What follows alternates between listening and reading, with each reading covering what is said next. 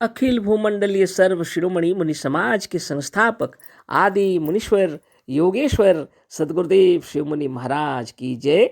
उपस्थित मुनि वृंद, साधु सज्जन वृंद, संत वृंद, साधक वृंद, आध्यात्म ज्ञान के जिज्ञासुओं और प्रेमियों, सभी श्रोता वृंद, आप सबको मेरा कोटिशः नमन, सप्रेम जय जीव। तो आध्यात्मिक चर्चा चल रही है और हम लोग सदगुरुदेव शिव मुनि महाराज रचित ग्रंथ निरोग होने का अद्भुत उपाय के अंतर्गत अध्याय 8 पर विचार कर रहे हैं, है ना। और वो अंतिम पैराग्राफ पढ़ रहे थे जिसमें 2 लाइन 4 लाइन ऐसा बाकी है ना। इस पर भी हम लोग चर्चा कर देते हैं। अध्याय 8 मनुष्य का महत्व, इसमें 2 लाइन जो बाकी है बहुत ही महत्वपूर्ण है ना। सदगुरुदेव लिखे हैं, वास्तविक ज्ञान से यदि हम काम लें तो यह सिद्ध है कि इस शरीर की मृत्यु भी तब तक नहीं हो सकती जब तक कि हम स्वयं नहीं चाहते। पढ़ने का कल पढ़ दिए थे, लेकिन इस पर चर्चा चल रही थी पर ये बाकी रह गया था, है ना। वृद्धावस्था भी नहीं आ सकती, वृद्धावस्था भी अज्ञानवश आती है। मनुष्य यदि सच्चे ज्ञान को प्राप्त कर अपने मन को स्वतंत्र रूप से काम करने दे तो मन शरीर को कभी वृद्ध, जराजीर्ण, रोगी, निर्बल और दुखी न होने दे। लोग अज्ञानवश विपरीत उपायों का अवलंबन करके और डर कर विपरीत भावनाओं से अपने को वृद्ध, जराजीर्ण, रोगी और दुखी बना लेते हैं। तो यह अध्याय 8 जो मनुष्य का महत्व दिए हैं गुरुदेव, इसी में हम लोगों को यह ज्ञान दिए हैं। विचारणीय बात है, इस शरीर की रक्षा बहुत जरूरी है। इस शरीर में हम लोग रहते हैं, है ना। तो सदगुरुदेव जो ज्ञान दिए हैं, ये सच्चा ज्ञान अगर हम लोग को हो जाए, वास्तविक ज्ञान अगर हो जाए कि शरीर के रक्षक आप स्वयं हैं, है ना, और वृत्तियाँ और विचार शरीर में कार्य करती हैं, है ना। यह वास्तविक ज्ञान अगर हो जाए, गुरुदेव कह रहे हैं, है ना। वास्तविक ज्ञान से यदि हम काम लें और काम लेना अगर मालूम हो गया, जैसे शुभ भावना कर रहे हैं तो हृदय में विचार कर रहे हैं, जो अच्छी भावनाएं विचार कर रहे हैं वो शरीर के रोम रोम उसका प्रभाव पड़ता है, बिना पढ़े नहीं रहता। यदि कोई आपको डांट दे तो आपके दिल में उदासी छा जाएगी, है ना। यदि आपको कोई प्रशंसा कर दे तो हृदय में उत्साह, आनंद बिखर जाएगा, है ना। उसी प्रकार हृदय में अगर आप विचार कर रहे हैं, हम हैं अमर निरोग हैं, हम सर्वशक्तिमान हैं, तो ये तो बहुत बड़ी शक्ति है आत्मा की।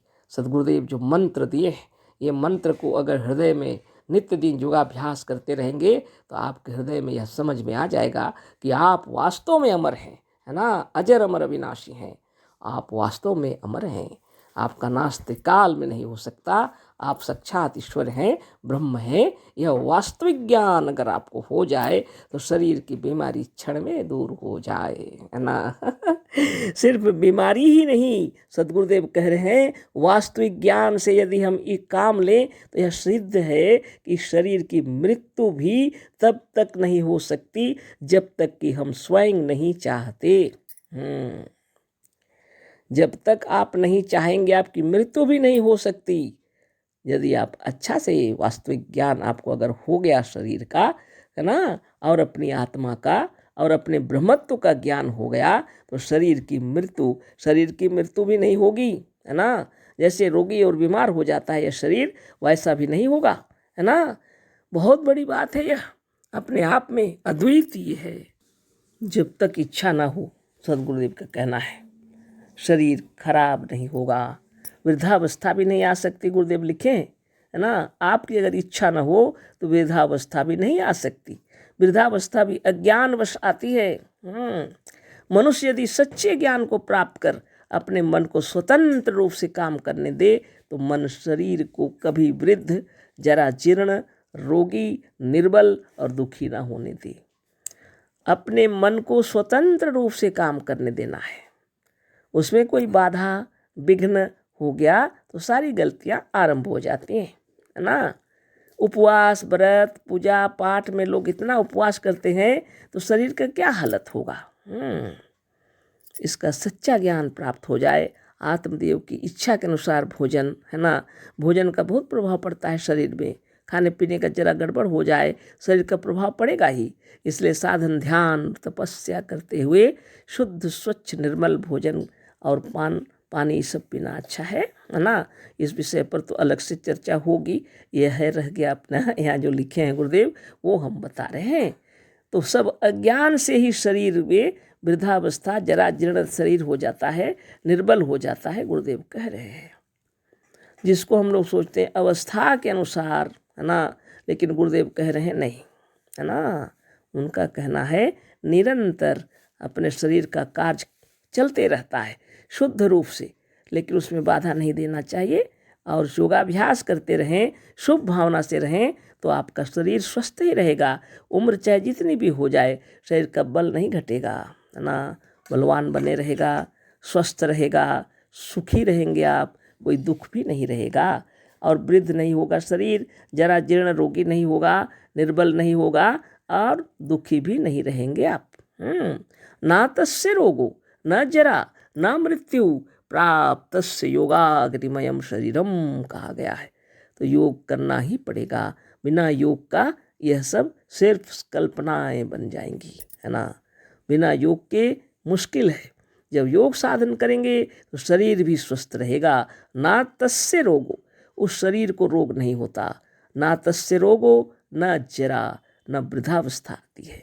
ना तस्य रोगो न जरा न मृत्यु, न ही मृत्यु होती है ना। ना तस्य रोगो न जरा न मृत्यु प्राप्तस्य योगाग्निमयम शरीरम, जिस शरीर में आप रहते हैं और ध्यान लगाते हैं और योग अग्नि से प्रदीप्त है यह शरीर, उस शरीर में रोग जरा मृत्यु नहीं ना। ध्यान तो आपका करना है, अपने आप को, आप में तलीन अपने आप में होना है ना। जो कुछ भी है लोग अज्ञानवश विपरीत उपायों का अवलंबन करके और डर कर विपरीत भावनाओं से अपने को वृद्ध, जरा जीर्ण, रोगी और दुखी बना लेते हैं ना। आप सोचते होंगे यह साधारण बात नहीं है ना। हम भी सोचते हैं यह साधारण बात नहीं है, लेकिन सद्गुरुदेव के लिए यह साधारण ही था। जब हमारे घर आए थे सद्गुरुदेव, मेरे दादाजी बताते हैं उस समय 78 वर्ष की उम्र थी गुरुदेव की, लेकिन 20 वर्ष के नवयुवक भी उसके सामने, माने उनका भी इतना ओझ नहीं दिखाई पड़ रहा था और इतना इनका तेज, ओझ, बल सब कुछ था, है ना। जंगल, झाड़, पहाड़, पर्वत पैदल चल लेते थे खड़ाऊ पहन के। हाँ, बहुत बड़ी बात है। सिर्फ इतनी बातें वो लिखे नहीं है, उन्होंने प्रैक्टिकल दिखाया, है ना। और जब उनकी जिस दिन इच्छा हुई वो अपना शरीर त्याग किए हैं अपनी इच्छा से, है ना। सब कुछ जीता उन्होंने, वृद्धावस्था उनको छू नहीं सकी। मेरे दादाजी बोलते हैं कि देखते रह गए, उनको पलक झपकना भूल गए, है ना। ऐसे थे सद्गुरु, वह साधन दिखा के गए हैं। हाँ, हम लोग अभ्यास कर रहे हैं अवश्य ही, है ना। अभ्यास करते रहेंगे अवश्य ही, है ना। अभ्यास तो कर ही रहे हैं, फिर भी जब यम और नियम ये दोनों पक्का होना जरूरी है ना। अहिंसा, सत्य, अस्तेय, ब्रह्मचर्य, अपरिग्रह निश्चित रूप से होना चाहिए। सद्गुरुदेव इतने प्यार से बातें करते थे, सद्गुरुदेव बहुत दुलार से बातें करते थे। मेरी माता जी बता रही थी हमको, है ना। हम तो बहुत छोटे थे, हमको वो सब याद नहीं है, लेकिन हमको जो गुरुदेव गोद में उठाए थे, आशीर्वाद दिए थे, तो बस हमको उतना ही याद है कि हमको गोद में जब उठाए तो एक प्रकाश में घिर गए हम, एक प्रकाश, एक दीपक के अंदर हम प्रवेश कर गए, ऐसा प्रतीत हुआ था, जो आज भी हमको रोमांचित कर देता है जब भी याद करते हैं ना। तो सद्गुरु की महिमा बनी रहे। लेकिन उन्होंने जो लिखा है सिर्फ लिखा नहीं है, उन्होंने बतलाया, दिखाया सब कुछ, है ना। और कह कर के गए हैं। वास्तविक ज्ञान से यदि हम काम लें तो यह सिद्ध है कि शरीर की मृत्यु भी तब तक नहीं हो सकती जब तक कि हम स्वयं नहीं चाहते। सद्गुरुदेव को मारने के लिए तो कितने लोग तैयार थे, है ना। इतना उनके मारने के लिए तैयार थे, उनके माता पिता भी उनको मार देना चाहते थे। सारी दुनिया वाले मार देना चाहते थे और बहुत ही मारने के लिए ईंटा पत्थर सब फेंका गया उनके ऊपर, है ना। और कोई कुछ काबज नहीं किया। एक बूंद भी वहाँ उनकी सभा में उपस्थित लोगों को एक बूंद भी खून नहीं गिरा किसी को, है ना। तो ये तो अलग से उसकी चर्चा होगी, लेकिन आ गया चर्चा के अंदर, है ना। क्योंकि जो गुरुदेव लिखे हैं वो साधारण बात नहीं है, असाधारण बात है। और सदगुरुदेव कह रहे हैं आपके उस अज्ञात शक्ति को जानने के लिए, इससे आपकी सुरक्षा होगी। हम लोग इतने बड़े साधक, इतने बड़े योगी नहीं हैं जितना गुरुदेव किए हैं, लेकिन वो लिखे हैं उसको जब हम बता रहे हैं तो आपको प्रैक्टिकल यह बात बता रहे हैं कि सदगुरुदेव अपनी इच्छा से शरीर त्याग किए थे और जब तक चाहे अपना ज्ञान का प्रचार प्रसार किए, जिधर चाहे वहाँ गए, कोई बाधा कोई विघ्न उपस्थित नहीं हुई तो वो परास्त होकर चले गए, है ना।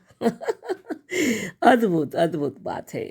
उनको मारने के लिए सब आ जाते थे उनके पास, लेकिन चरणों में प्रणाम करके चले जाते थे। बहुत बड़ी बात है ना, साधारण बात नहीं है। हम लोग इतने महान, अभी इतना योग्यता हम लोग के अंदर अभी नहीं है ना।